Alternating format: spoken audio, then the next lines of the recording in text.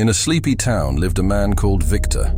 His life seemed normal. He was happily married to his wife, Emily. Together they had a son called Magnus. But Victor had a dark secret. He was a vampire.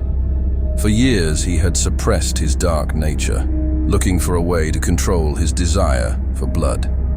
He drank animal blood and lived in seclusion to avoid temptation. But over time, the urge grew stronger. His vampiric side became more relentless.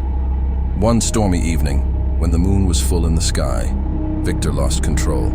The inner beast awoke, and he could not resist his thirst for blood. Emily suspected no evil when she came home with Magnus, but when she opened the door, she recognized the look in Victor's eyes and knew immediately that something was wrong. His gaze was possessed.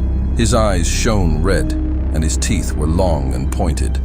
When he stared at her, it was as if a predator was watching its prey. Magnus recognized the danger and tried to overpower Victor. But as a vampire, Victor had supernatural powers and easily knocked Magnus unconscious. The woman Victor had spent his entire life with and loved with all his heart was now nothing more than his next victim.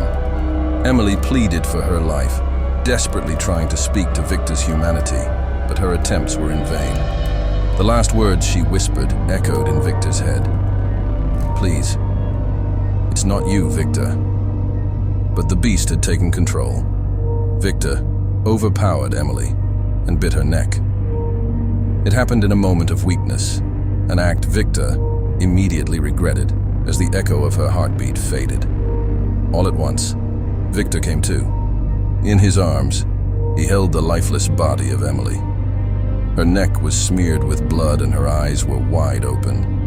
You could clearly see the fear and despair she had felt in her final moments. Victor broke down, tormented by guilt and remorse. He couldn't believe what he had done. He had destroyed his love. His greatest nightmare had come true. The pain was unbearable, but he couldn't escape. He had to live with the consequences, and now also with the knowledge that his dark side would return relentlessly. When Magnus came to, he screamed with all his might. He couldn't believe that his mother was dead. Victor begged for forgiveness and told Magnus about his dark side. He wouldn't hear of it and ran out of the house. Victor searched desperately for Magnus, but he was nowhere to be found. He asked all the villagers, but they were also at a loss. Victor had absolutely no one. His family was now nothing more than a faint memory. Unimaginable grief filled his life. Victor was haunted by this horror in his nightmares. His sense of guilt burdened his conscience in an incredibly painful way. He knew that his beloved wife was gone because of him. For Victor, his life was ruined and pointless. There was no longer any reason to get up and go about his daily life. Many years passed since the incident.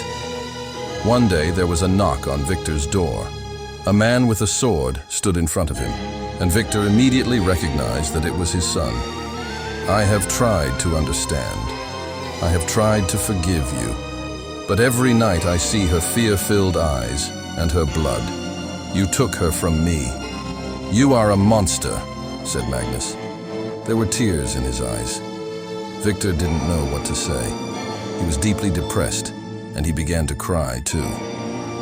"Forgive me, Father," Magnus whispered. He took his sword and stabbed it into Victor's heart. The vampire's last words were, "Thank you. I'm coming to you, my beloved Emily."